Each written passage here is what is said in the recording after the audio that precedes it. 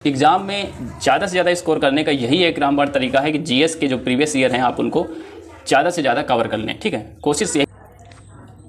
Hello, welcome back दोस्तों, कैसे हैं आप लोग? आई होप आप लोग बहुत बड़े होंगे। तो दोस्तों, हम आज फिर से बात करने वाले हैं एसएससी एमटीएस का जो एग्ज़ाम होने वाला है और प्रैक्टिस सेट। दोस्तों, प्रैक्टिस सेट जीएस का, एसएससी एमटीएस का जीएस का प्रैक्टिस सेट ये सेट नंबर 3 है। मैं आप लोगों को बता देता हूँ, ये सेट नंबर 3 है। और अगर अभी तक आप लोगों ने सेट 1 और 2 नहीं देखे हैं तो प्लेलिस्ट इसकी बनी हुई है, चैनल पर जाके आप आराम से देख सकते हैं।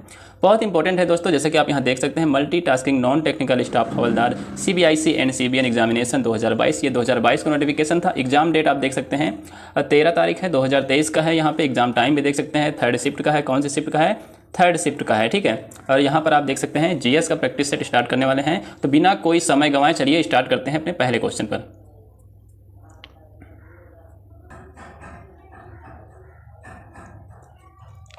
तो दोस्तों, आ चुके हैं हम सेक्शन जनरल अवेयरनेस में, जो कि जीके जीएस का ये प्रैक्टिस सेट है। जीके जीएस का प्रैक्टिस सेट है। आपको 25 क्वेश्चन देखने के लिए मिलेंगे एग्जामिनेशन में जीके जीएस के, और 25 + 25 इंग्लिश के, इन दोनों को मिलाकर ही आपकी फाइनल मेरिट बनेगी। ठीक है, इन दोनों को मिलाकर आपकी फाइनल मेरिट बनेगी। मैथ रीजनिंग आपका क्वालिफाई है, आप पास मार्किंग वहाँ पे लाइए।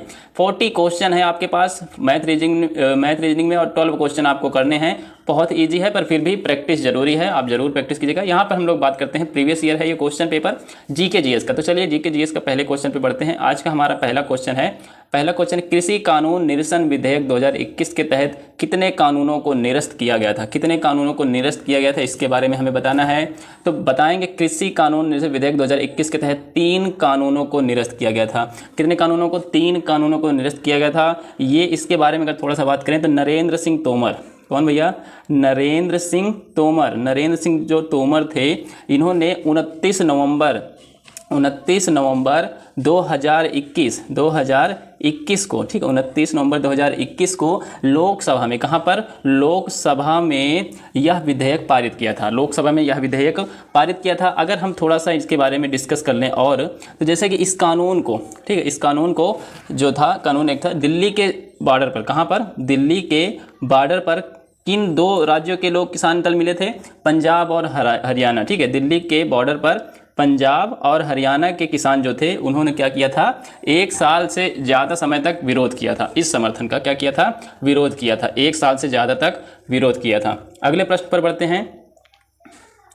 अगला प्रश्न है हमारा, प्रसिद्ध फिल्म 3 इडियट उपन्यास 5 पॉइंट समवन पर आधारित है, जो भारतीय लेखक द्वारा लिखा गया था। तो चेतन भगत यहाँ पे आपका राइट आंसर हो जाएगा। मैं एक चीज़ और आपको फिर से बताना चाहता हूँ कि पुस्तकें जो हैं, क्या हैं? पुस्तकें आप बहुत ही अच्छे तरीके से याद कर लीजिए, और जो आपके नृत्य हैं कला एंड संस्कृति, इस पर आप सही तरीके से पढ़ लीजिए। आपके 101% क्वेश्चन यहाँ से जरूर बनेंगे।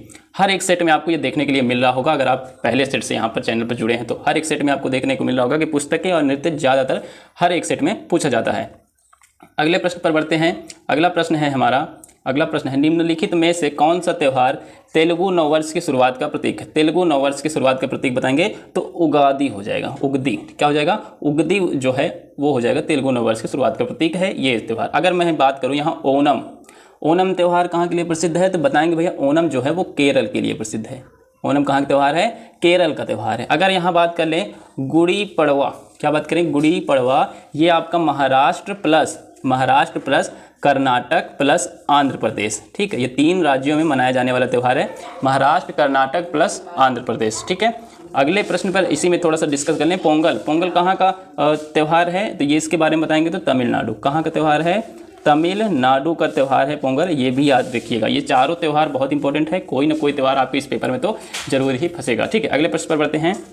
अगला प्रश्न है हमारा, निम्नलिखित में से कौन सा शासकीय अधिकारी राज्यसभा का पदेन सभापति होता है? ये बताएंगे तो भारत का उपराष्ट्रपति जो होता है वो क्या होता है? शासकीय राज्य का पदेन सभापति होता है भारत का उपराष्ट्रपति। अगले प्रश्न पर बढ़ते हैं।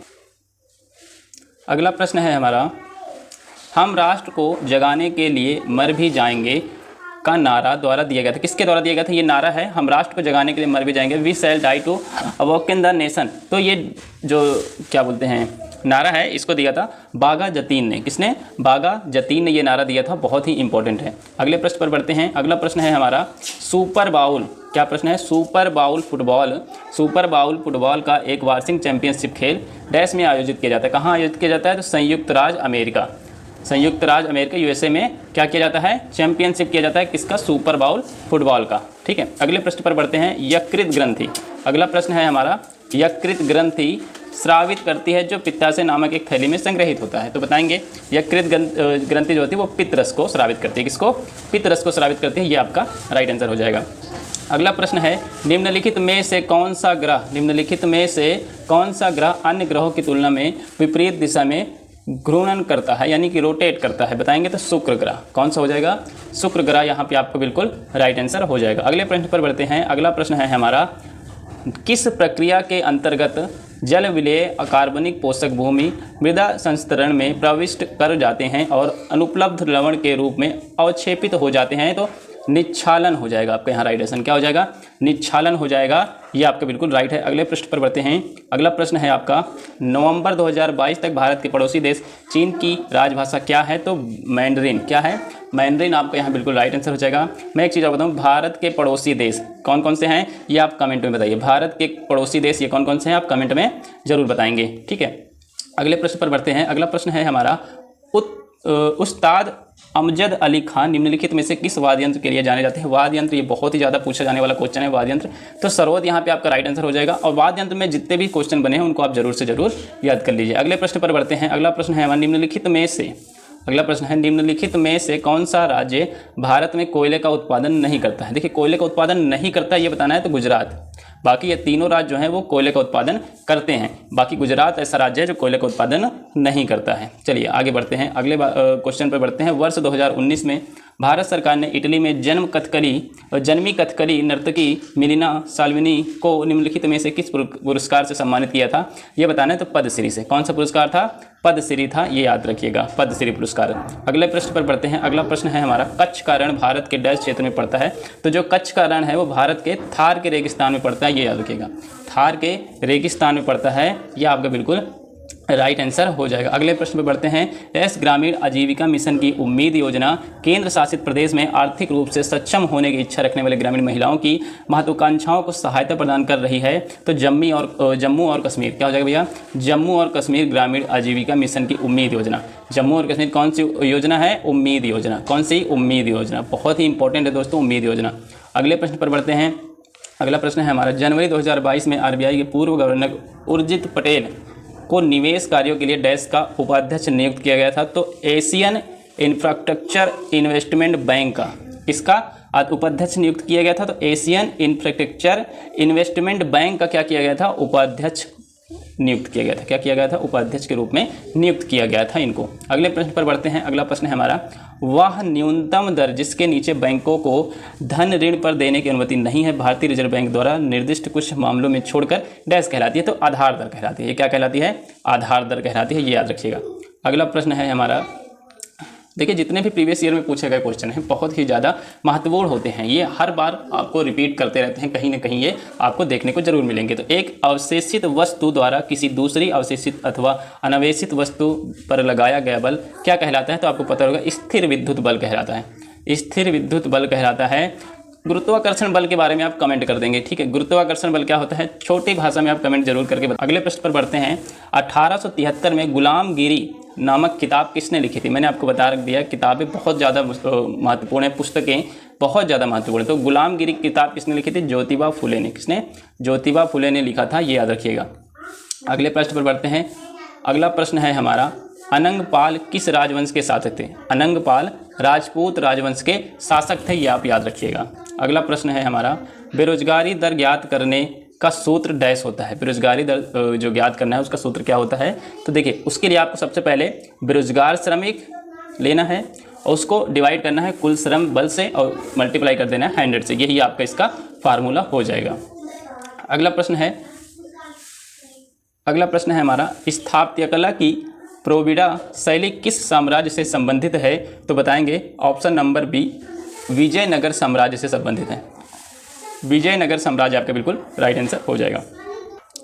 अगला प्रश्न है हमारा वर्ल्ड गेम 2022 संयुक्त राज्य अमेरिका के डैश शहर में आयोजित किए थे? कहाँ? बर्मिंघम में क्या किया गया था? वर्ल्ड गेम 2022, ये आपका यूएसए में संयुक्त राज्य अमेरिका में बर्मिंघम जो शहर था वहाँ पे आयोजित किया गया था। आप ये हाल ही का है।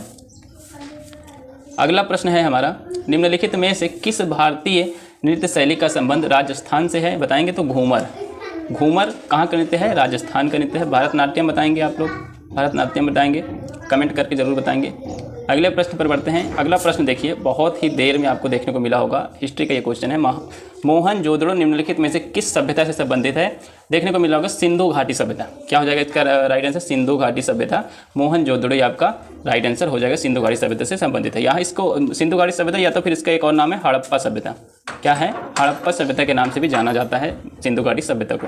ठीक है, तो इसी प्रकार हमारे जो 25 क्वेश्चन हैं जीएस के वो कंप्लीट होते हैं। आई होप आपको ये जितने भी प्रश्न देखने को मिले हैं ये बहुत ही ज़्यादा हेल्पफुल आपको एग्ज़ाम में होने वाले हैं। तो एग्ज़ाम में ज़्यादा से ज़्यादा स्कोर करने का यही एक रामबाण तरीका है कि जीएस के जो प्रीवियस ईयर हैं आप उनको ज़्यादा से ज़्यादा कवर कर लें। ठीक है, कोशिश यही रहेगी कि जिनका एग्ज़ाम होना शुरू हो गया है उनके पास तो टाइम नहीं है, लेकिन जिनका अभी लेट है या सेकंड शिफ्ट में है या अभी पेपर 2 में है तो उनके लिए चांसेस हैं वो ज़्यादा से ज़्यादा जीके के जो हैं वो प्रीवियस ईयर लगाएं। क्या लगाएं? प्रीवियस ईयर क्वेश्चन लगाएं, वो बहुत ज़्यादा हेल्पफुल करेंगे उनके स्कोर बढ़ाने में। तो मिलते हैं दोस्तों अगली वीडियो में, इसी प्रकार बने रहिए चैनल पर। नमस्कार, जय हिंद।